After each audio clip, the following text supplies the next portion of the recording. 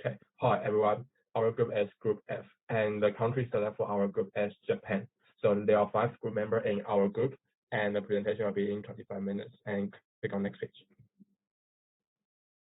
Okay. So the first question is, how has globalization influenced the political economic of Japan? And explain the reference to the system that comprises national political economic. And click on next page. Okay, so first we are going to talk about the significance of the globalization in Japan. Okay, so at the first, the structural reform is important in Japan relation with overseas economics, and the market mechanism and following function broadly enhance productivity, and this will also allow Japan to benefit from the closer economic ties with overseas economics, and more labor and capital, among others, from low productivity area to high productivity area. So I think it will be necessary to standardize product and regulation in cooperation with other countries and regions in order to promote global trade and investment for Japan. Okay, and click on next page. Okay, so there are 3, I think, very important characteristics of the globalization in Japan. So the first one I'm going to talk about is the change in exchange rates and their economic impact. So after making the transition to a floating exchange rate system, Japan was faced with a steep appreciation of the Japanese dollar in the late of the 1980s. So second, we are going to talk about is the focus on the U.S. as a trading partner and direct investment attention gradually shift to the East region. Because after the 1980s, the Japanese increased their basic salary. So the U.S. moved a lot of productivity to the East Asian region. So these development are the result of the vigorous corporate activity which took place as Japan relations depend with overseas economics. So third, the Japanese economic international ties are not as deep as those of the Europe and North American countries. And click on next page. Okay, so in this part we are going to talking about is the Japan national political economics. So in this part I separate into two different parts. And the first is the Japan economics between 1990 to 2009, and the second part is about the MBA economics. It's the president during 2010 to 2020. So in 1990 to 2009, after the collapse of the economics bubble, Japan fell into decade of the economics recession. So the foreign direct investment helped Japanese firms can earn more revenue and help further development of the Japan economic. However, those revenue generated did not benefit for Japanese local people. Instead, their increased revenue made the stock price higher, increased the fear and risk from the stock markets. So which eventually lead to the outbreak of the economic crisis in 1990. So after in MBA economics 2010 to 2020, the president changed the MBA. So in 2010 to 2020, there are 3 very important factors for MBA economics. The one is the monetary policy and fiscal policy and structural reform. So for the monetary policy, in terms of the monetary policy, as Japan has been suffering from deflation, the government target on achieving 2% of annual inflation rate. So when we look at for the fiscal policy, the government managed to use the Keynesian, it's very quite an important economics theory to approach to increase the rate of the economic growth. So the last part of the question one, we are going to talk about for the challenge for Australia from in Japan. So the first is the basic culture. We can notice that they're quite different in Japan and in Australia. So the second is talking about the currency policy. As we mentioned before, for the Japan currency policy is now less stable compared with other countries. And the last one is paying tax. So in Japan, I think for corporate tax rate stand at least 30%. It's quite a very high tax for compared with other countries. And click on next page. And click on next page. And there's my reference for the question 1. Thanks. Okay. Thank you for the chance, Vincent. Next, my name is Dara, and I will discuss about the question 2. In this question, I will discuss about the proper measurement which can be used by Australian firm if they want to open the new branch or new firm in Japan. There are 2 possible measurements which can be used by Australian firms. First, economic development. Economic development is used to know the level of economic in the country. The value of economic development can be found using GNI per capita or PPP, which is adjusting by GNI. GNI itself stands for gross national income, and PPP stands for purchasing power quality. Second, human development method. For human development method, we can use it to know the people ability in Japan. To measure the value of Human Development Index, we can use HDI or Human Development Index. Before choosing the best measurement, we should know better about the country where we want to open the firms. Japan is the oldest liberal democracy country in Asia, with the very high GDP around $39,000. Since the GDP very high, the income rate in Japan also high. The unemployment rate is low, around 4%, and the education is very great. So Japan has the very high educated people rate.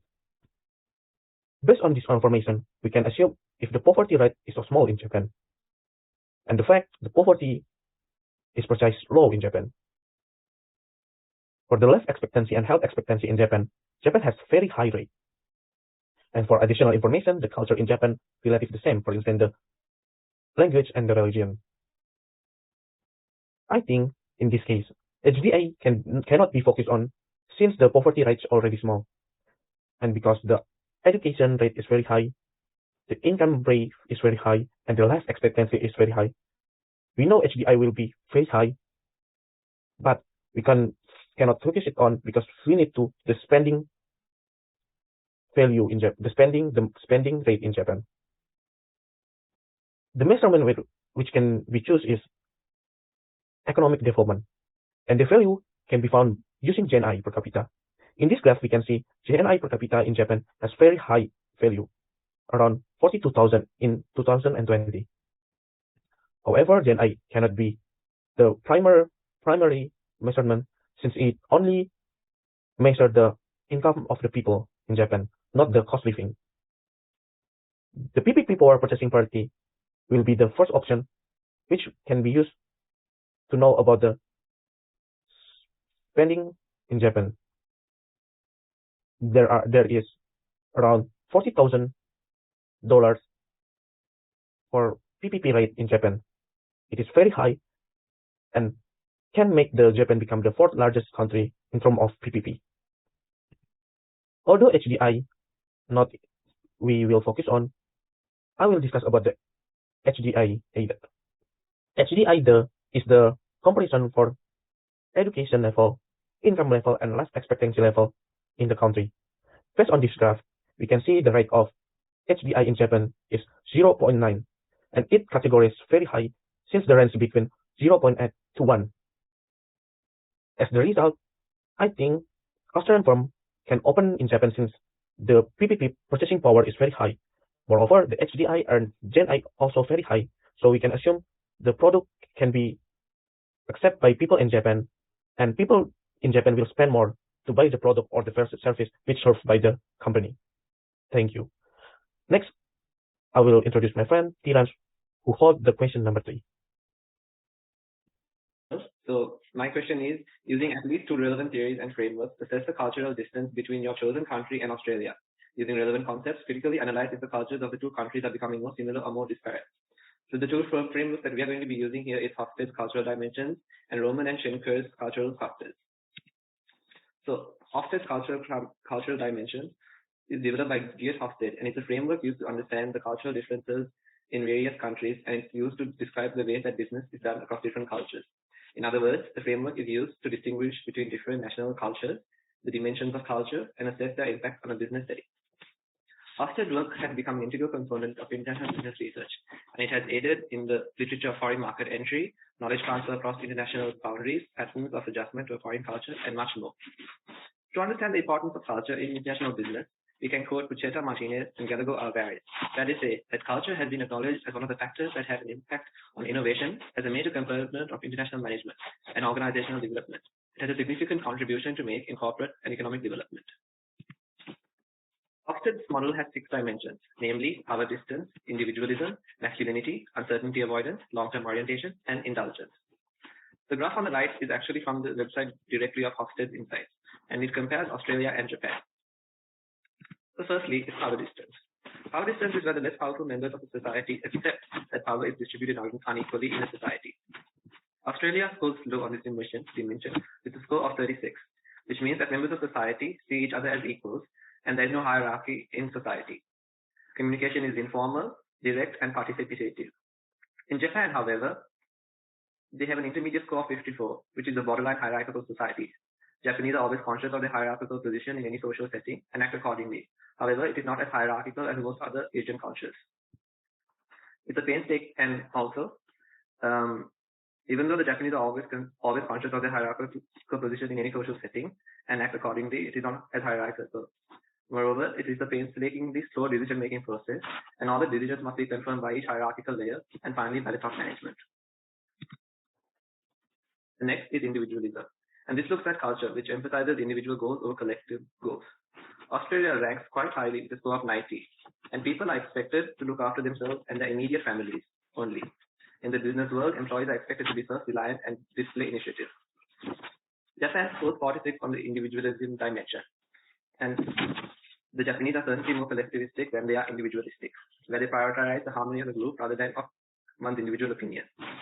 However, Japan is not collectivistic as the other Asian neighbors.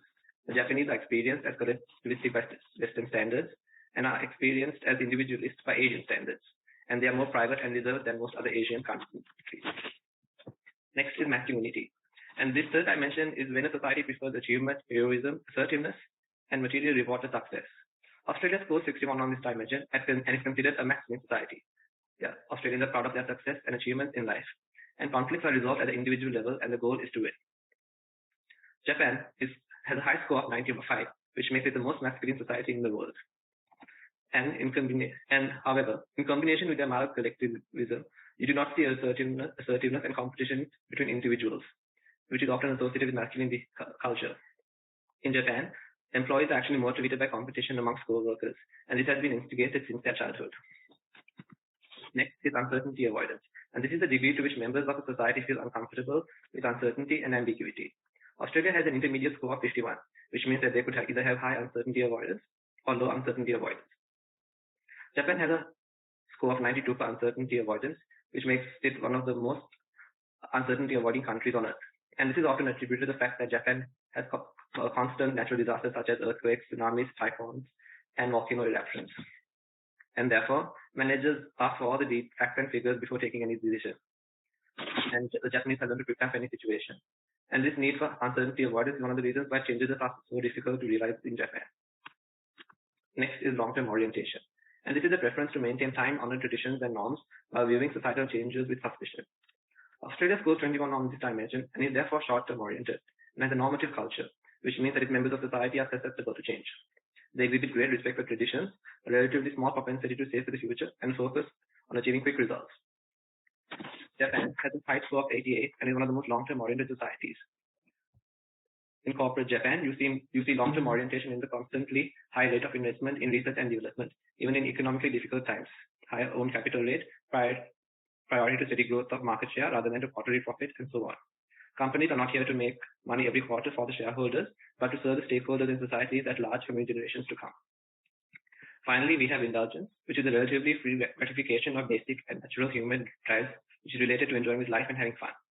With a high score of 71, Australia is an indulgent country. They possess a positive attitude and have a tendency towards optimism. And they place a high degree of importance on leisure time and act as they please and spend money as they wish. Japan has a lower score of 42, which is shown to have a culture of restraint. They do not put much emphasis on leisure time and control the gratification of their desires. They also feel indulging themselves is somewhat wrong. Next is Ronan and Schenker's cultural clusters. Ronan and Schenker attempt to identify countries that have many cultural similarities. Ronan and Schenker have divided the countries of the world into clusters based on 3 dimensions: geography, language, and religion. Geography looks at where the countries are located on the map, and language is generally a shared element in country clusters. And religion is also thought to be a significant influence in the cluster process. Ronan and Schenker have said directly that national culture is a significant determinant on the global environment in which multinational enterprises operate, driving strategic and operational decisions on globalization versus localization. It is key to the convergence versus divergence debate. And as we can see in this model, Australia falls into the Anglo-American culture on the global environment. As we can see in this model, Australia falls into the Anglo-American cluster, sharing their culture with countries such as the UK, Canada, and US. Japan, however, does not belong into any cluster and is one of the 4 countries that is independent, and therefore they don't fully share their culture with any other countries. So in conclusion, Australia and Japan seems to be diverging, as they have many differences in their cultures, making it too difficult to converge. These are my references. Thank you. I will now be handing it over to my next teammate.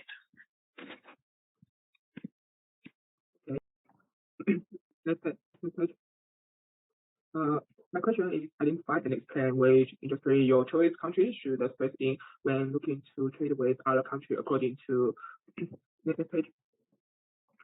I think Japan should focus on electronic, mechanical products and transport equipment when trading with other countries. Next page. Because of Japan's quickly continue, the Japanese market has always been known for its products quickly and discerning customers. Trade between Japan and various countries has developed over the years and has become an integral part of each other. With Japanese goods now famous, is visible on many countries. In recent years, however, a number of trade disputes over products quickly have been reported in the media, causing negative social repercussions and damaging the reputation of Japanese exports in the market of various countries. It is therefore important that products quality is given top priority and that the earning market reputation of Japanese products is managed over the long term. Japanese voice corporate reputation. The various measures of Japanese companies over long-term relationships. Long-term trading relationships are used easily from on the basis of smooth cooperation in the early stage of trade. Be honest and complete its business activity, earning mutual respect and trust, and continue to strengthen and refocus the long-term basis of cooperation established between Japanese companies and other companies. Next page, please. I believe that the Japanese government should follow David record when engaging in international trade because in record bills under the condition that the exchange values of goods is determined by the amount of labor used in its production. Everyone will strive to produce a goods with relative low labor costs, since the international mobility of the methods of production interprets the process of equipment of profit between countries and things. For various reasons, each country may possess certain products in which it has an advantage, and this advantage is considered. It follows that each country will benefit more by allocating its labor resource more readily to the production of such super products and by using them for major exchange.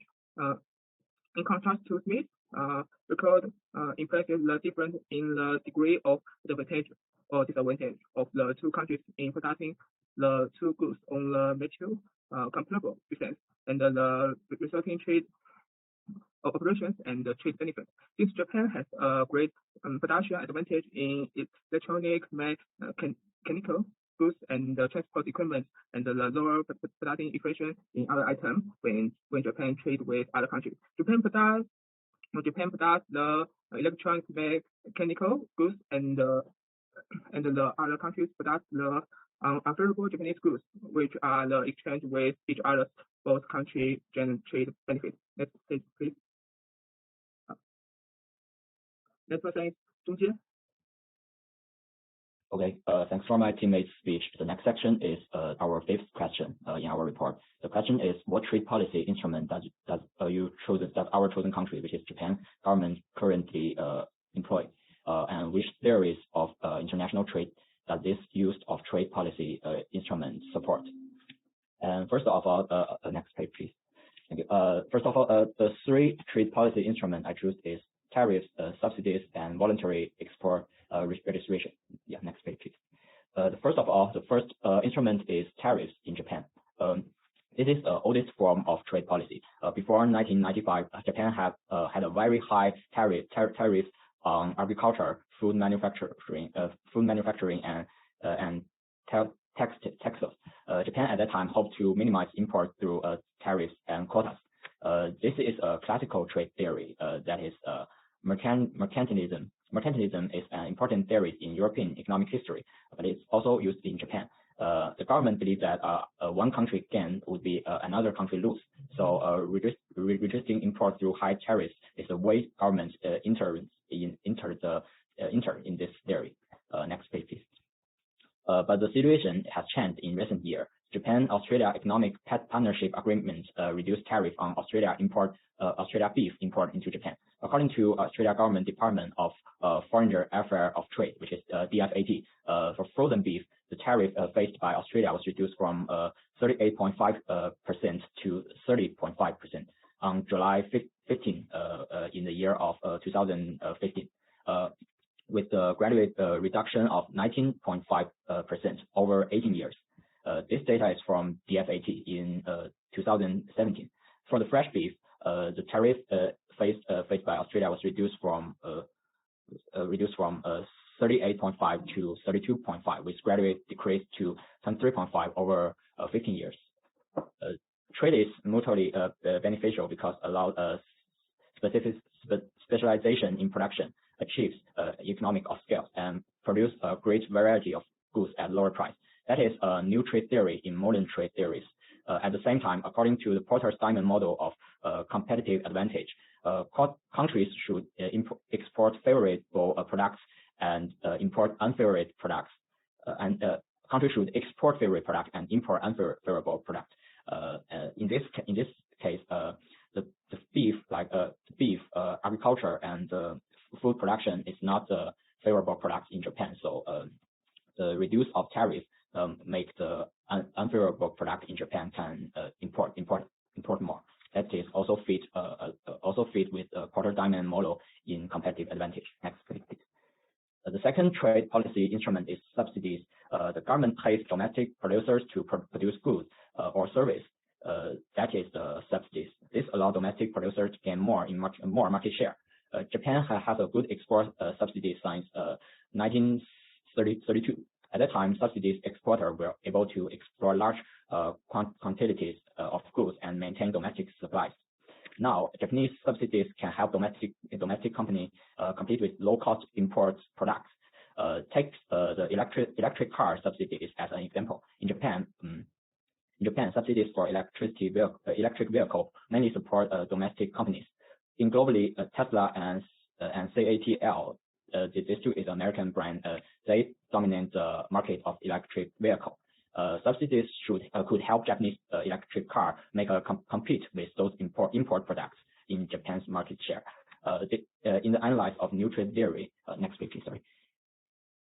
In the analysis of new trade theory, we can see that the first mover factor is very important for a country. That is being the first enter of the market, while Tesla in US dominate the market, the market share in the global for pure electricity vehicle. But Japan electric car maker compete with those import products. Japan is a pioneer in hybrid car industry. According to Porter's Diamond model of complete competitive advantage, if a country has a limit-based factor, it must invest in advanced factor. Japan's natural resource population data are not favorable, so government subsidies to the car industry are investment in advanced factor. This fits with the theory of Porter's Diamond model of competitive advantage. Next page, please. The last part will analyze the voluntary export registration. It is quota on trade imposed by the exporting country, typically at the request of the importing country's government. We also take Japanese car industry as an example. As a dominant Japanese industry in the world, the automobile car industry has a great influence in global markets. Such expansion was seen as threat to Britain's domestic car industry. The British government want to intervene. After the negotiation, Japan voluntarily imposed registration on British car export. According to Porter's Diamond model, next page, please. According to Porter's Diamond model of competitive advantage, government intervenes in industry through regulatory and antitrust laws. Japan's volunteer export of cars is protection of homegrown industry for Britain. The British automatic industry is also the industry that have a competitive advantage in their own country. Government intervention to product industry is consistent with this theory. Next, please. This is our group's presentation, and thanks for your listening.